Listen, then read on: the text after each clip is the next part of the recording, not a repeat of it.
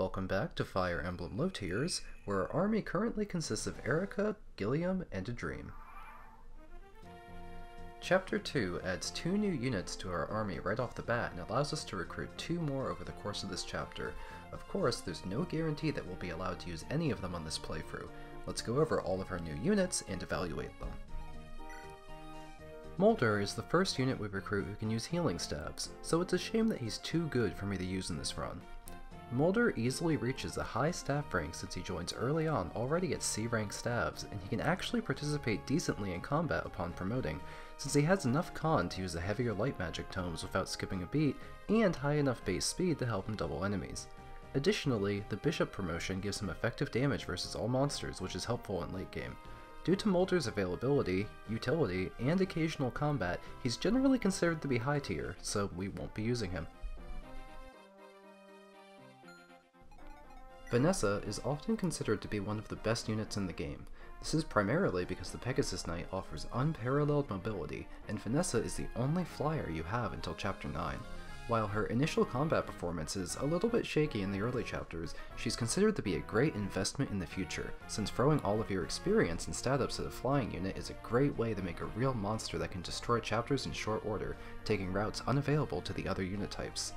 While I generally agree with the common opinion on Vanessa, my slightly controversial take is that I believe she's just a hair worse than I usually see her on tier lists, since her strength base and growth are not particularly impressive, and she needs a bit of special attention to ensure she can defeat enemies in one round.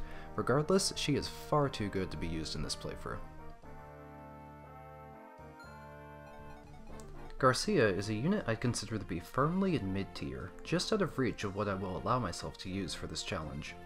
He starts out with respectable stats and generally ends up very powerful due to his high strength growth. However, his speed growth is alarmingly low. At 20%, it's actually the worst of the playable cast. While I would normally consider this to be too large of a flaw, Garcia can actually compensate. It's not challenging to raise his Axe rank to S because he joins early on and starts at C rank, and the S rank Axe, the Garm, comes with a +5 speed bonus. This can bring him back into the range of doubling enemies for enormous piles of damage. While the Garm can be a contested resource, Garcia can provide solid combat performance for the whole game if you choose to give it to him, since his base speed, promotional gains, and the Garm are enough to carry his 20% speed growth and allow him to utilize his strengths to the fullest. Ross can be a bit of a fan favorite, so it might be a bit controversial that I think he's slightly worse than Garcia. I'd personally place him somewhere in low mid-tier for a no-grinding playthrough. Ross and Garcia are fairly similar units, so this mostly comes down to the fact that Ross starts a bit behind and he's higher effort to train, and we won't have the resources to dedicate all of our experience to catching him up, given the weak units we'll obtain in Chapter 3 that we'll need to carefully baby as well. Ross has okay growth rates and extra levels to gain compared to our other units, but his very low base stats partially offsets the gain of having these extra levels to grow. Additionally, we might not actually get to use his unique Pirate to Berserker promotional route, as the game's single Ocean Seal is actually a contested resource in this challenge. Since using him will be a little challenging given our restrictions, we'll be using Ross for this playthrough. It was around now that I had to pause and reconsider the rules of the challenge slightly. For example, I'd like to use Ross in this playthrough, but I don't have an easy way to recruit him without using Vanessa. This Brigand up top will kill him in a single shot, and the Archer on the bottom right will begin charging on turn 2. To recruit Ross without Vanessa will require an insane deal of luck, and I think it's okay to use a band unit solely for the purpose of recruiting one that we can use. My justification for this is that we're going to have to do it later. For example, on Eirika's route, you use the banned Garrick to recruit the low-tier Marissa. Therefore, I think that it's okay to allow myself to use Vanessa for a single turn, get Ross over on the left side for the recruitment, and then we'll banish Vanessa and Mulder to the corner of the map, never to be touched again. I'll be playing the rest of the map normally, using only Eirika, Gilliam, and Ross. We'll have to advance slowly. Only Gilliam can take more than a couple hits at a time, and Ross is so slow that some of the faster bandits will actually double him and kill him outright.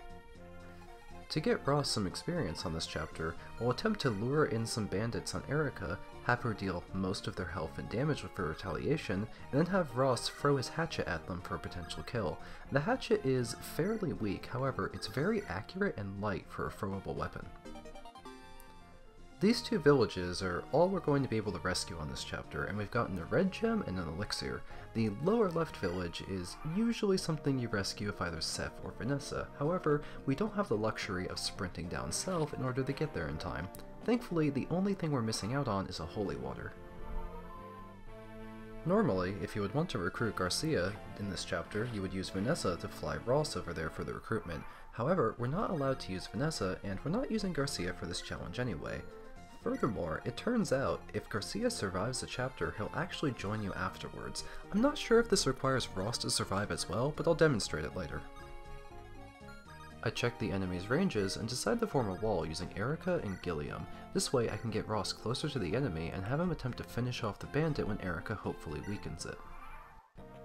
Since Ross is a trainee type unit, he'll gain far more experience for getting kills than our other types of units. As soon as he hits level 10, he'll hit a level cap and he'll promote in between chapters for free. I don't know how early I can get this, but it would be nice to have it by the end of chapter 3 if possible. After checking the enemy positions, I decide to continue using the wall strategy to hopefully get Ross some more safe kills. However, I do get a bit scared. Gilliam and Ross are not guaranteed to land their blows, so if I don't finish off enough enemies, I might actually get Ross killed. Knowing this, I decide to pull him back further and just retreat the wall. In hindsight, I didn't need to play so conservatively. You see, enemies have what's known as a retreat threshold. Below a quarter of their HP, these bandits will retreat to the fort and attempt to heal back up. With Eirika available to finish off the other bandit, we would have only had to contend with a single bandit that could hurt Ross. The bandit in question didn't have a high enough speed stat to double Ross, but all is well.